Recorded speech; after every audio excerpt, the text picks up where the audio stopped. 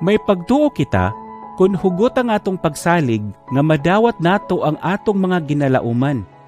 Ug bisan wala pa nato makita ang mga gisaad sa Dios, nasiguro nato nga madawat gayud nato kini.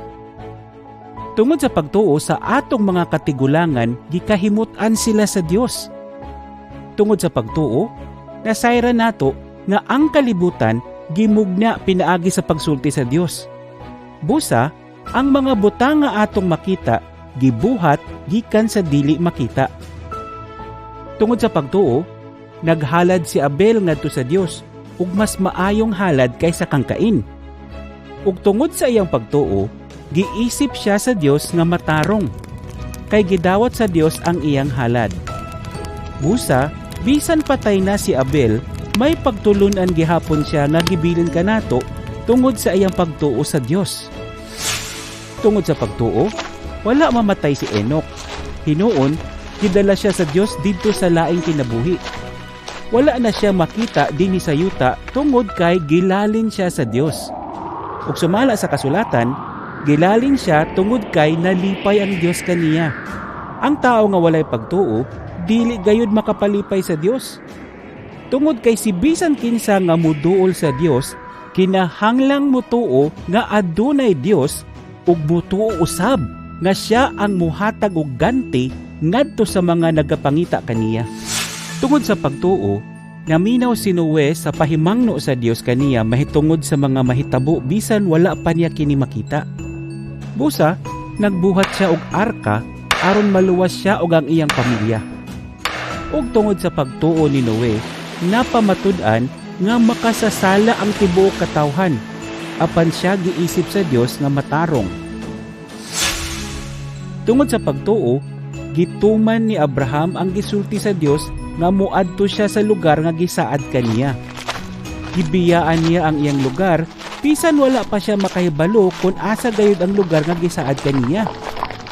Bisan atuwa na siya didto sa gisaad na lugar ug nagapuyo lang sila sa mga tulda nga sama sa langyaw, nagtuo gihapon siya sa Dios nga mapanag-iya nila ang maong lugar.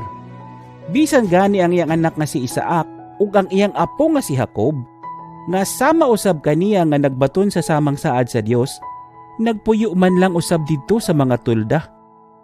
Kay tinuod, ang syudad nga gipaabot ni Abraham walay lain kundili ang syudad nga lig-on gayud, nga giplano o gitukod sa Dios. Tungod usab sa pagtuo ngadto sa Dios, nakaanak pa si Abraham ug Sara, bisag tigulang nakaayo sila, kay nagtuo si Abraham sa gisaad sa Dios kaniya. Busa, gikan kang Abraham nga wala na gayo paglaom nga makaanak pa, naggikan ang mga kaliwat nga sama kadaghan sa mga bituon sa langit ug sama usab sa bala sa baybayon nga dili maihap. Kining tanan nga mga tawo nangamatay nga may pagtuo. Wala nila madawat ang gisaad sa Dios sa dihang buhi pa sila. Apan, nasiguro nila nga moabot ang adlaw nga madawat gayud nila ang ilang gipaabot. Giangkon nila nga sila mga langyaw lang ug dumuduong niining kalibutan. Ang mga tawo nga nagasulti sa ingon, nagapaila lang nga sila nangita sa lugar nga mahimong ila gayud. Wala na nila handuma ang lugar nga ilang gigikanan. Tungod kay kung gihandom pa nila, may kahigayunan sila sa pagbalik didto. Apan, ang ilang gibuhat, gipalabi gayud nila ang mas maayo nga lugar. Ug kini walay lain kundili ang syudad nga atua gayud sa langit. Busa, wala ikaulaw sa Dios nga tawgon nila siya nga ilang Dios, kay giandaman niya sila og usa ka syudad. Tungod sa pagtuo ngadto sa Dios, ihalad unta ni Abraham si Isaac sa dihang gisulayan siya sa Dios nga ihalad ang iyang bugtong anak. Ug bisan si Isaac mao ang gisaad sa Dios nga maoy gikanan sa iyang kaliwatan, andam gihapon si Abraham nga ihalad kini. Kay nagtuo siya nga kun mamatay man gayud si Isaac, banhawon ra usab kini sa Dios. Busa sama ra nga nabanaw si Isaac gikan sa kamatayon ug nahibalik ang Abraham. Tungod sa pagtuo ni Isaac ngadto sa Dios ug sa pagtuo nga may maayong umaabot, gipanalanginan niya ang iyang mga anak na si Jacob ug si Esau. Tungod sa pagtuo, sa dihang hapit na mamatay si Jacob, gipanalanginan niya ang iyang mga apo nga mga anak ni Jose, ug misimba siya sa Dios samtang nagaakbo sa iyang sungkod. Tungod sa pagtuo, miingon si Jose sa hapit na siya mamatay nga ang mga Israelinhon mubiya sa Ehipto, ug nanugon siya nga dadon nila ang iyang mga bukog kun mubiya na sila. Tungod sa pagtuo, ang mga ginikanan ni Moises wala mahadlok sa pagsupak sa sugo sa hari. Tungod kay, sa dihang nakita nila nga gwapo ang ilang anak, gitago nila kini sulod sa 3 ka bulan. Ug tungod sa pagtuo, si Moises sa dihang hamtong na, midumili nga tawgon pa siya nga anak sa prinsesa nga anak sa hari sa Ehipto. Iya hinuong gipalabi ang pag-antos uban sa katawan sa Dios kaysa maglipay diha sa sala sa hamubo lang nga panahon. Gihuna-huna niya nga mas daghan nga panalangin ang iyang madawat kung mag-antos siya sa mga pagyubit tungod kang Kristo kaysa maangkon niya ang tanang bahandi sa Ehipto. Kay gilantaw niya nga may ganti siya nga madawat. Ug tungod sa pagtuo, mibiya si Moises sa Ehipto ug wala siya mahadlok sa kasuko sa hari kaniya. Giantos niya ang kalisod nga iyang nasinati ug wala gayud siya mobalik didto tungod kay sama ra nga nakita niya ang dili makita nga Dios. Tungod sa iyang pagtuo, giingnan niya ang tanan nga Israelinhon nga wisikan nila og dugo sa karnero ang ilang mga pultahan. Aron nga kumuagi ang anghel sa Dios nga mopatay sa mga kamagulangan, mulabay lang kini ug dili niya ilakip ang ilang mga kamagulangan. Tungod sa pagtuo, milata sa mga Israelinhon sa pulang dagat na sama sa naglakaw lang sila sa malang yuta. Apan ang mga Ehiptohanon nga mibukod kanila nangalumos. Tungod sa pagtuo, nalumpag ang paril sa Jericho. Human kini libot-libuti sa mga Israelinhon sulod sa usa ka semana. Tungod sa pagtuo, si Rahab nga nagbaligya sa iyang dungog wala mamatay uban sa mga taga Jericho nga wala magtuman sa Dios. Kay gidawat niya sa iyang balay ang mga espiya nga gisugo ni Josue. Dinhi na lang kutob ang akong isulti kaninyo mahitungod sa mga tawo nga nagtuo sa Dios. Tungod kay wala na igong panahon sa paghisgot mahitungod kanila ni Gideon, Barak, Samson, Jefta, David, Samuel ug ang mga propeta kaniadto. Tungod sa ilang pagtuo, gipildi nila ang mga gingharian, nagdumala sila nga matarong ug nadawat nila ang mga gisaad sa Dios kanila.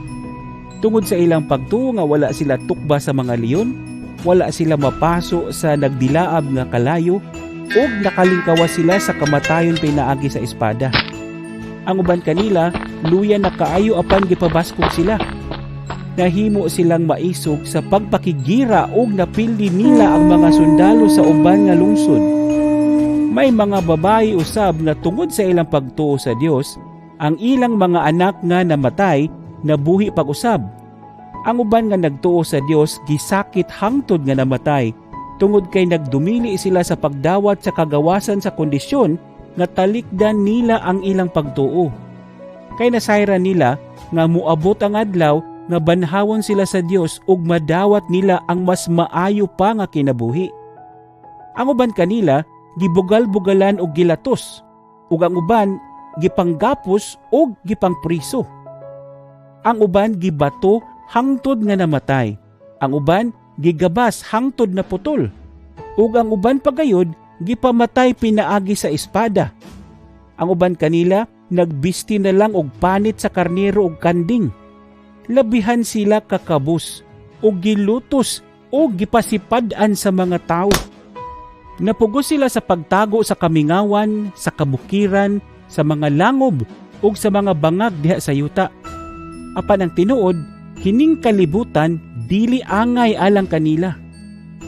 Silang tanan gidayeg tungod sa ilang pagtuo. Apan sa ilang panahon, wala nila madawat ang gisaad sa Dios kanila. Kay may mas maayo pa nga plano ang Dios alang kanato, tungod kay gusto niya nga kita makauban kanila kung tumanon na niya ang iyang gisaad kanila. Karon, bahin kanato, Kita sama sa nagadagan sa lumba nga gilibutan sa daghang mga tawo nga mao ang mga nagpamatuod sa ilang pagtuo sa Dios. Busa, biyaan nato ang mga sala nga nagahawid kanato, ang tanang nagababag sa atong pagdagan. Padayunon tagayod ang atong pagdagan hangtod sa katapusan. Isentro nato ang atong hunahuna kang Hesus nga mao ang gisandigan sa atong pagtuo sukad pa sa sinugdan hangtod sa katapusan.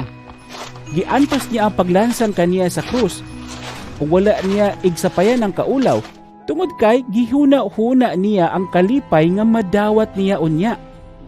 Ug karon atuan na siya nagalingkod sa tuo nga dapit sa trono sa Dios. Aron dili kamo maluya og dili mawala ang inyong pagtuo, huna-hunaan ninyo kanunay kung unsa ang mga pag-antos ni Hesus sa mga makasasala nga nakigbatok kaniya.